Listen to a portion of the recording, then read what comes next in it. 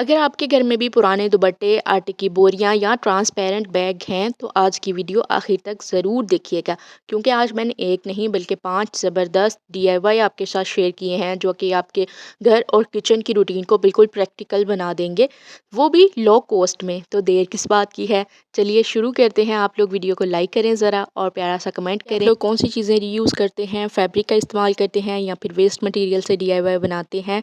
और अगर आप लोग पिक्चर्स मेरे साथ शेयर करना चाहें तो ज़रूर शेयर करिएगा, मैं अपने यूट्यूब चैनल पे शेयर करूँगी। इस डीआईवाई को बनाने के लिए हमें चाहिए ट्रांसपेरेंट बैग। ये क्लॉथ बैग काफ़ी काम आते हैं, इनको हम संभाल के भी रखते हैं और दोबारा यूज़ भी करते हैं। मैं इनके काफ़ी सारे आइडियाज़ आपके साथ पहले भी वक्तन फ़वक्तन शेयर करती रही हूँ। तो आज का जो आइडिया है ये भी बड़ा किचन में काम आने वाला है। ये हम इसके मुतबादिल किसी फूड वर्ब के मुतबादिल हम इसको यूज़ कर सकते हैं। तो देखें यहाँ पे मैंने सर्कल ड्रा किया, 1.5 इंच का मार्जिन छोड़ा और एक अदद फैब्रिक का पीस लिया है। इसका भी एक स्ट्रेट सा पीस निकाल लेंगे और एक्स्ट्रा एज इसको काट के नीट कर लेंगे। इस तरीके करके तय बिठा लेंगे और फिर एक अदद नेफ़ा बना लेंगे। इस सर्कल के इर्द गिर्द सिलाई करके ना नेफ़ा तैयार कर लेंगे। सिलाई हम कुछ इस तरह से करेंगे। पहले तो ये देखें ना, इस तरह से हमने नेफ़ा तैयार कर लेना है एक सर्कल में और थोड़ा सा रास्ता छोड़ देंगे जिससे हम इसमें इलास्टिक या फिर कोई डोरी वगैरह डाल सकें। तो यहाँ पर मैंने एक सिलाई लगाई है, उसके बाद हमने फ़ोल्ड करते हुए इसके ऊपर दूसरी सिलाई भी लगा दी है। अब इसके अंदर इस तरह की बारीक वाली इलास्टिक डाल देंगे। वैसे तो ये बहुत ही बेजान सी इलास्टिक थी। एक होती है डोरी वाली इलास्टिक, वो इस तरह की जो बहुत ही बारीक किस्म के नेफ़े होते हैं ना, उसमें डालने के काम आती है। अक्सर हमारी जो पोनियाँ होती हैं उनमें भी वो डली हुई होती हैं स्क्रंचीज़ के अंदर। तो यहाँ पर हमने ये तैयार कर लिया है एक अदद ट्रांसपेरेंट बॉल कवर जो कि बना है बैग के साथ। ये एक हमारे पास वेस्ट मटेरियल था। जब भी कपड़ों के साथ बैग आते हैं या तो वो वेस्ट हो जाते हैं या फिर पड़े ही रह जाते हैं, तो उनके हम इस तरह से 4-5 बना के रख सकते हैं। एक सिलाई की ही मार है और काफ़ी सारे हमारे ट्रांसपेरेंट बॉल कवर बन के रेडी हो जाएंगे जो कि आप यूज़ कर सकते हैं फूड वर्ब के मुतबादिल। कोई भी चीज़ फ्रिज में रखनी हो तो उसको कवर करने के लिए ट्रांसपेरेंट कवर यूज़ किया जा सकता है। और ये अच्छे खासे, ये देखें थिन भी नहीं है, मैंने डबल ही यूज़ किया था। इसके ऊपर भी एक अदद बॉल रखा जा सकता है तो ये नहीं फटेंगे और ये खिसक के उतरेंगे भी नहीं, मतलब टाइट सी इलास्टिक डाली है। तो चलें जी, आप बताएं मुझे ये आइडिया आप लोगों को कैसा लगा है। कमेंट सेक्शन में बताना है कि आप लोग किस सिटी से इस वीडियो को देख रहे हैं और आपके यहाँ क्या हालात हैं और क्या सिचुएशन चल रही है। तो अपने अगले आइडिया की तरफ चलते हैं। नेक्स्ट हम बना रहे हैं की होल्डर, और जिसके लिए हमने यूज़ किया है स्टिक्स का, पॉप्सिकल स्टिक्स जो होती है ना, आइसक्रीम स्टिक, इनका यूज़ किया है। ये तकरीबन मैंने 12 से 13 स्टिक इस तरह से रख ली थी। और फिर हम इसके ऊपर रखेंगे तो एक स्टिक उस साइड पे रखेंगे, एक स्टिक इस साइड पे रखेंगे। इनको जोड़ने के लिए ग्लू स्टिक का यूज़ करेंगे। ग्लू गन नहीं है आपके पास तो आप यूज़ कर सकते हैं UHU या फिर स्मार्ट बॉन्ड। इन सब का काम एक ही जैसा होता है। तो काफ़ी सारे लोग कहते हैं कि हमारे पास ग्लू गन नहीं है तो हम इसके मुतबादिल क्या यूज़ करें, तो UHU यूज़ कर सकते हैं आप। तो इस तरह से हमने इनको जोड़ दिया है और फिर हमने यहाँ पे ग्लू लगा दी है। फिर हमने यहाँ पे एक स्टिक रखी, दूसरी रखी और उसके बाद तीसरी रखेंगे। ऊपर के लिए हमने जो इसका हुड बनाना है, इसको एक होम की शेप देनी है, जो किताबों पे कापियों पे ड्रॉ नहीं करते होम, ऐसी शेप देनी है। यहाँ पर हमने एक और शेप दे ली इसको। अब जी इसके बाद यहाँ पर हमने इसके लिए इसके ऊपर की को होल्ड करने के लिए यहाँ पे हम कुछ पीसेस और लगाएंगे इसके। तो मैंने वो छोटे छोटे पीसेस भी अलग से काट लिए हैं। तो इस तरह से करके हमने इनको प्रेस करते जाना है और लगाते जाना है। ये बहुत अच्छे से स्टिक होते हैं। ग्लू गन गर्म हो के चीज़ों को जोड़ती है ना तो बिल्कुल जुड़ ही जाती हैं, बहुत अच्छे अच्छे चीज़ें स्टिक हो जाती हैं। यहाँ पे देखें ये ऐसे भी बहुत प्यारा लग रहा है। अब जिनके पास कलर नहीं है तो वो इनको ऐसे भी यूज़ कर सकते हैं। मैंने तो इसको पेंट किया था ताकि मैं और इसको प्रेजेंटेबल दिखा सकूं। यहाँ एक अदद हमने ऊपर भी लगा दिया है छोटा सा वुड का पीस। अब मैं चाह रही थी कि इसको ब्राउन कलर करूं जो कि नहीं था अवेलेबल। ये 6 का बॉक्स होता है, ये एक्रेलिक पेंट मैंने दराज से ऑर्डर किए थे। तो इनमें सिर्फ 6 कलर होते हैं। अगर ब्राउन कलर ना हो तो इस सूरत में हम कर ये सकते हैं कि रेड के अंदर ब्लू मिक्स कर लें तो भी ब्राउन कलर बन जाएगा। रेड, ब्लू और ग्रीन मिक्स कर लें तो भी ब्राउन कलर बन जाएगा। तो मैंने इस तरह से रेड और ग्रीन का मिक्स किया तो ब्राउन कलर बड़ा अच्छा सा बन गया था। ये कलर कर लेंगे। इसके अलावा चॉक पेंट किए जा सकते हैं, ऑयल पेंट किए जा सकते हैं और हम कर सकते हैं मार्कर जो होते हैं ना परमानेंट मार्कर, उनका भी यूज़ किया जा सकता है। वो तो घरों में होते ही हैं, ان کے ساتھ بھی ہم ان کو کلر دے سکتے ہیں. تو سائڈوں پہ میں نے یہی براؤن کلر کر لیا تھا اور ذرا چاہ رہی تھی کہ اس کو میں لائٹ کروں. تو درمیان میں ہم نے جو درمیان والی سٹکس لگائی ہیں نا پاپسیکل سٹک، ان کے اوپر لائٹ کلر کرنے کے لیے، لائٹ براؤن کرنے کے لیے، بالکل ہلکا سا ہی براؤن کرنے کے لیے میں نے یوز کیا یلو کے اندر بلو مکس کر کے. تو میں نے جب یلو کے اندر بلو مکس کیا تو اس طرح کا بنا. میں نے یہ سائڈ سے مکسچر لے کے نا اس میں ہی میں نے یہ یلو مکس کر لیا تھا. تو یہ دیکھیں بڑا لائٹ سا کلر ہو گیا. تو اس طرح سے یہ دیکھیں نا آپ، یہ پاپسیکل سٹکس ویسے تو پڑی رہتی ہیں اور ایک یہ پیکٹ جو ہوتا ہے نا وہ 70-80 روپے کا آتا ہے. اس میں کافی ساری یہ سٹکس ہوتی ہیں. ہول سیل والی دکان سے بھی مل جاتی ہیں، ریٹیل میں لیں گے تب بھی مل جائیں گی، ہر جگہ ایزیلی اسٹیشنری والی شاپ سے مل جاتی ہیں. اب یہاں پر ہم نے اس کو لٹکا دیا، ہینگ کر دیا. اس کے اوپر ہم نے کی ہولڈ کر دی.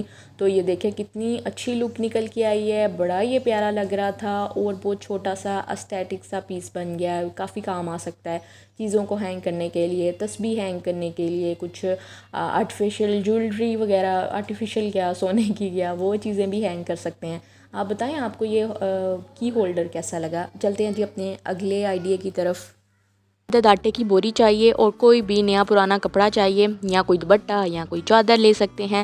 اگر فیبرک لیں تو کوشش کریں پھر کاٹن کا ہی لے لیں. تو یہاں پر میں نے جی پرانی چادر کا یوز کیا ہے. آٹے کی بوری کا جو سائز ہے وہ لمبائی میں ہے 32 انچ اور چوڑائی میں 12 انچ کے 2 پیسز ہیں. تو ان دونوں پیسز کے ایک ہی سائز ہیں. ان کو ہم الگ کر لیں گے، پھر ہم اس کو کپڑے کی مدد سے کور کر دیں گے، جو کہ فیبرک میں یوز کری ہوں. یہ میں نے ایک بیڈ شیٹ کا یوز کیا ہے جو کہ میں اکثر اپنے DIY میں کرتی رہتی ہوں. تو اس کے ساتھ ہم نے تھوڑا تھوڑا کپڑا ایکسٹرا رکھنا ہے، جیسے ہم ایزیلی اس کو فولڈ کر سکیں اور اندر کے جو دھاگے ہیں وہ بھی چھپ جائیں. میں نے آٹے کی بوری لی ہے، یہ بالکل لو کاسٹ میں، مطلب 0 کاسٹ میں یہ ہمارا مٹیریل بن کے ریڈی ہوگا. آپ اس کی جگہ چپس بکرم لے سکتے ہیں، مردانہ بکرم لے سکتے ہیں، آپ اس کے ساتھ بھی اس کو بنا سکتے ہیں. آپ کی چوائس ہے. کوئی نیا پرانا اور کپڑا یوز کر سکتے ہیں، کوئی نئے کپڑے کے ساتھ، کاٹن کے کپڑے کے ساتھ بھی اس کو بنایا جا سکتا ہے. اس کے علاوہ آپ اس کو اس میں فوم بھی ڈال سکتے ہیں بکرم کے علاوہ، تاکہ یہ اور مزید سٹرڈی سا بن جائے. اب یہ واشیبل بھی ہے.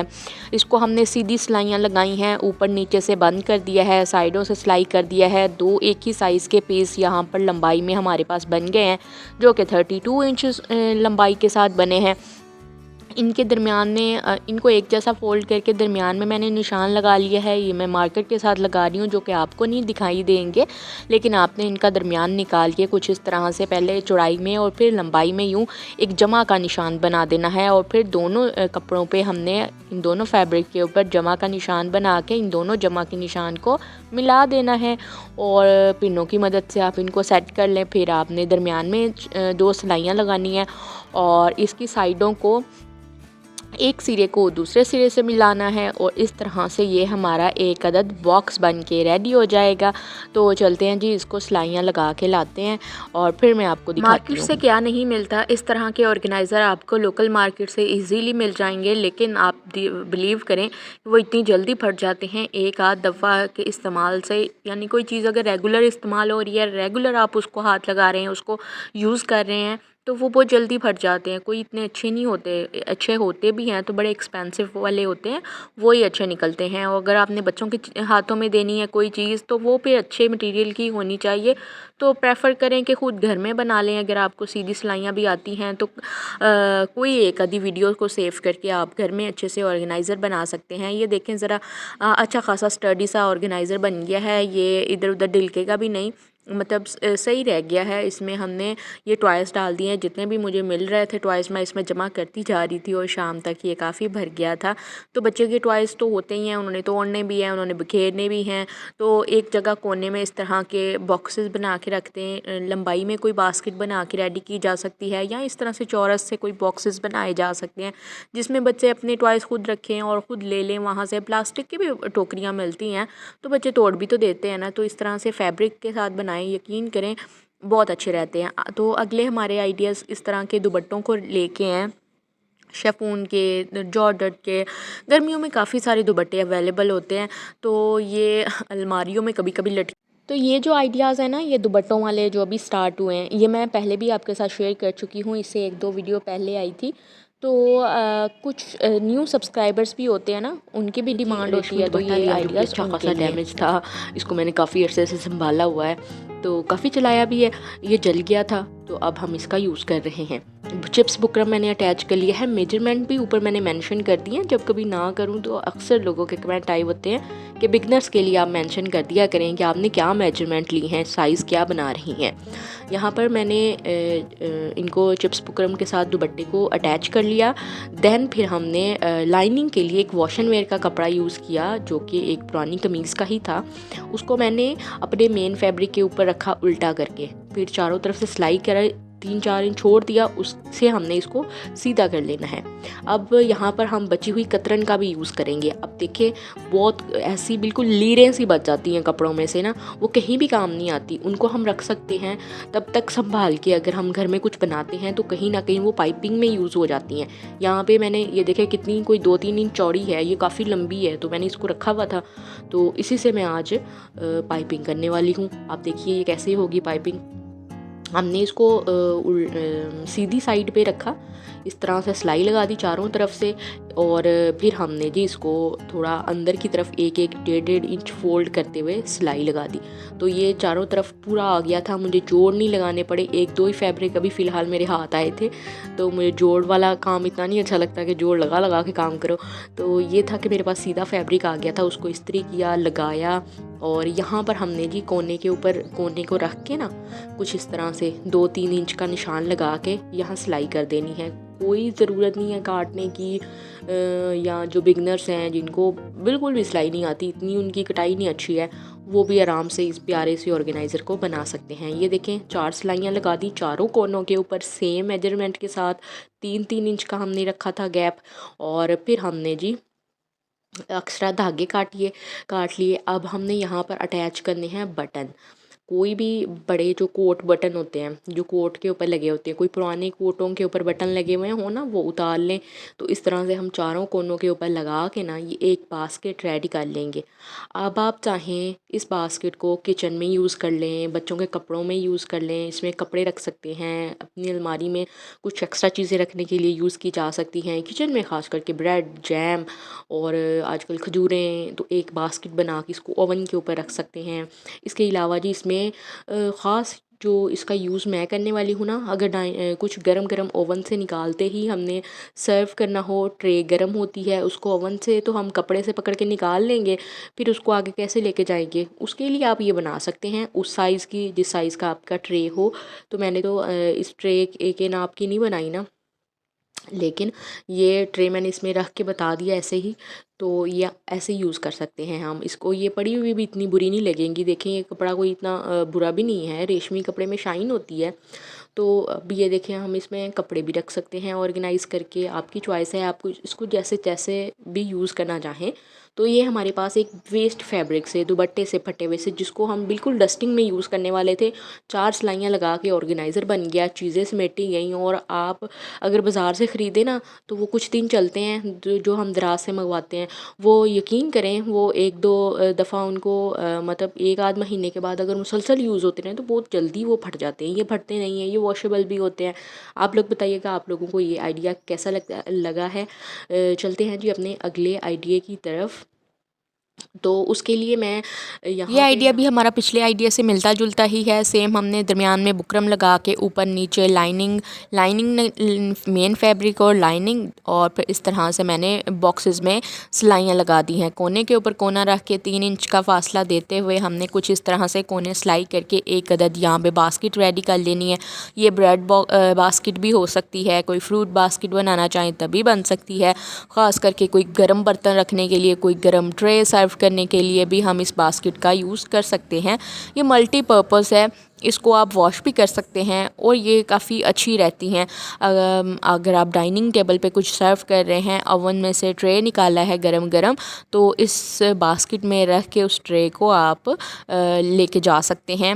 ڈائننگ ٹیبل پہ، تو اس طرح سے اس کا یوز کیا جا سکتا ہے، اور اس کے کونوں کو ہم مطلب اس طرح سے موڑ بھی سکتے ہیں، اور اس کو سیدھا بھی رہنے دیا جا سکتا ہے۔ تو یہ دیکھیں یہ ہر کوئی ایزیلی بنا سکتا ہے، بالکل آسان سا کام ہے اس باسکٹ کو بنانا۔ اب اس کو آپ اوون کے اوپر بھی رکھ سکتے ہیں، کچھ اس طرح سے صبح ناشتے کا جو بھی سامان رہتا ہے وہ بھی ہم اس میں رکھ سکتے ہیں، جیسے بریڈ، جیم اور کوئی کھجوریں وغیرہ بھی رکھی جا سکتی ہیں، تو ملٹی پرپز ہو سکتی ہے یہ باسکٹ۔ چلیں جی، یہی تھے ہمارے آج کے آئیڈیاز جو کہ بالکل ویسٹ مٹیریل سے بن کے ریڈی ہوئے ہیں اور ہمارے ڈیلی روٹین میں بھی استعمال ہوتے ہیں۔ آپ لوگ بتائیے گا ان تینوں میں سے آپ کو کون سا آئیڈیا اچھا لگا ہے، کمنٹ سیکشن میں بتائیے گا، اور آپ لوگ اس ویڈیو کو کس شہر سے دیکھ رہے ہیں اور گرمی کے کیا حالات ہیں۔ تھینکس فار واچنگ جی، اللہ حافظ۔